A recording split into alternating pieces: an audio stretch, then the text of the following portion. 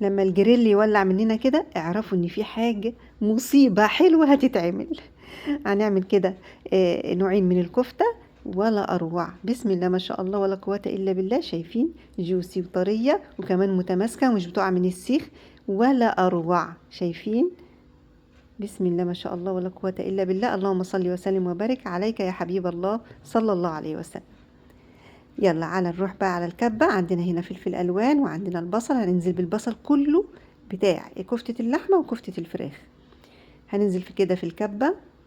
هنخلطه كويس قوي، يعني مش فرم ناعم قوي ولا خشن قوي، يعني مايل للناعم شوية لكن ما يكونش خشن قوي بالشكل ده.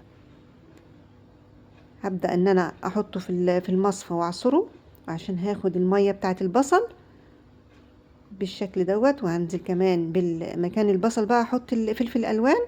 هطحنه كده طحنتين في الخلاط او في الكبة وهبدأ اعصره بنفس الطريقة. هاخد السائل اللي ينزل منه علشان دي خاصة بكفتة الفراخ ان شاء الله. تمام، عصرته كده. هاخد بقى المية دي، مية البصل على مية الفلفل الالوان، وهبدأ ان انا انزل بالتوابل. فلفل اسود، توم باودر، بصل باودر، وشوية كده من الحبهان المطحون والورق اللورا المطحون. وهبدأ ان انا اقلبه كويس واركنه جانبا. عندي بقى هنا البصل هبتدي اقسمه على 2. هاخد جزء، الجزء اللي مع الفلفل ده للفراخ هركنه كده على جنب، والجزء التاني للحمة. اذا حابين تعملوا دي لوحدها في يوم ودي لوحدها في يوم مفيش مشكلة خالص. انا كنت عاملة الاتنين، حبيت ان انا اشارككم الرأي يعني. طيب عندنا هنا اللحمة. نزلت باللحمة على البصل. هنزل بقى بالتوابل، ملح وفلفل وتوم باودر وبصل باودر. وعندي الراعي الرسمي للأكلات كلها اللي هو الحبهان المطحون وورق اللورا.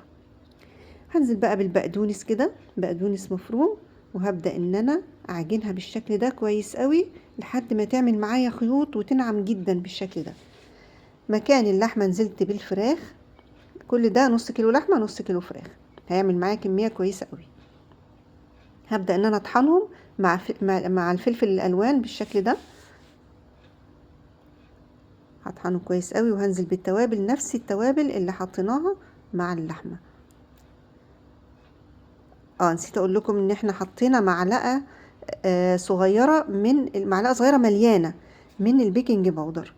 وكمان هنا في الفراخ حطينا معلقة صغيرة من البيكنج باودر. الدقيق لازم دقيق، تمام، عشان يعني ما يمتصش السوائل من الفراخ بالذات. لازم دقيق 3 معالق دقيق ومعلقة واحدة من النشا. وهبدأ ان انا اقلبها بقى بالشكل ده. وهسيخ بقى في الشيش طاووق الخشب بتاعي او الخله الطويله دي بتاعت الشيش طاووق.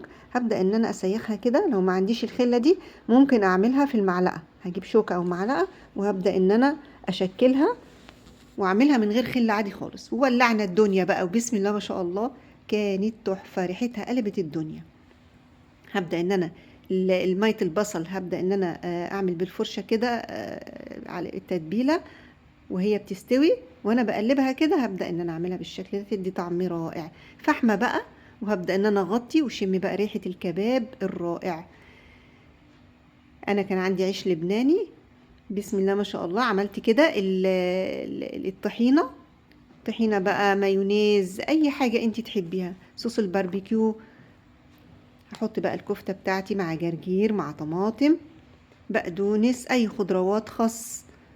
هبدأ ان انا الف الساندوتش كده. ممكن ينفع عيش بلدي برضو يبقى حلو جدا. وبالهنا والشفا. بحبكم في الله. السلام عليكم ورحمة الله وبركاته.